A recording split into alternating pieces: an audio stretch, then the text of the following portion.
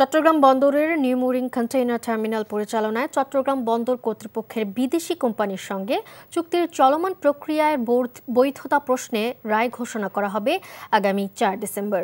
বিচারপতি ফাতেমা নজিবের নেতৃত্বাধীন হাইকোর্টের দ্বৈত বেঞ্চ এই বিষয়ে জারি করা রুলের উপর শুনানি শেষে রায়ের তারিখ নির্ধারণ করেন। সেদিনই জানা যাবে টার্মিনাল পরিচালনার দায়িত্ব বিদেশিদের কাছে দেয়া যাবে কিনা। অ্যাটর্নি জেনারেল বলেছেন, চুক্তির বিরোধিতার পেছনে বড় স্বার্থ জড়িত। রিপোর্ট হাসান জাবেদের। চট্টগ্রাম বন্দরের নিউ মুরিং কন্টেইনার টার্মিনাল পরিচালনার দায়িত্ব বিদেশি কোম্পানির কাছে দেওয়ার প্রক্রিয়া চালাচ্ছে অন্তর্বর্তী সরকার। এ নিয়ে বিভিন্ন রাজনৈতিক দল বিরোধিতা করে আসছে। তারা বলছেন, দেশের বন্দরকে কারো হাতে তুলে দেয়া ঠিক হবে না, এমনকি এটা নির্বাচিত সরকারের কাজ।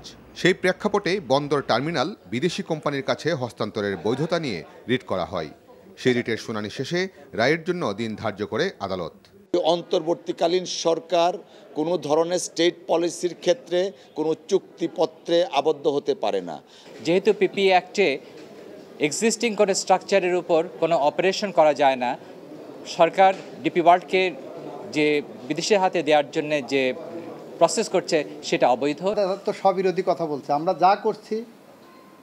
যা করছি সংবিধানের মধ্য থেকে, আইনের মধ্যে থেকে, পিপিপির মধ্য থেকে করেছি। তবে রাষ্ট্রের প্রধান আইন কর্মকর্তা বলছেন, এই সরকারের বৈধতা রয়েছে চুক্তি করার। তারপরও যারা বিরোধিতা করছেন তারা বিভিন্ন স্বার্থে এসব করছেন বলেও অভিযোগ তার। আমরা দিয়েছি টার্মিনালের অপারেশন দিতে চাচ্ছি, দিইনি এখনো।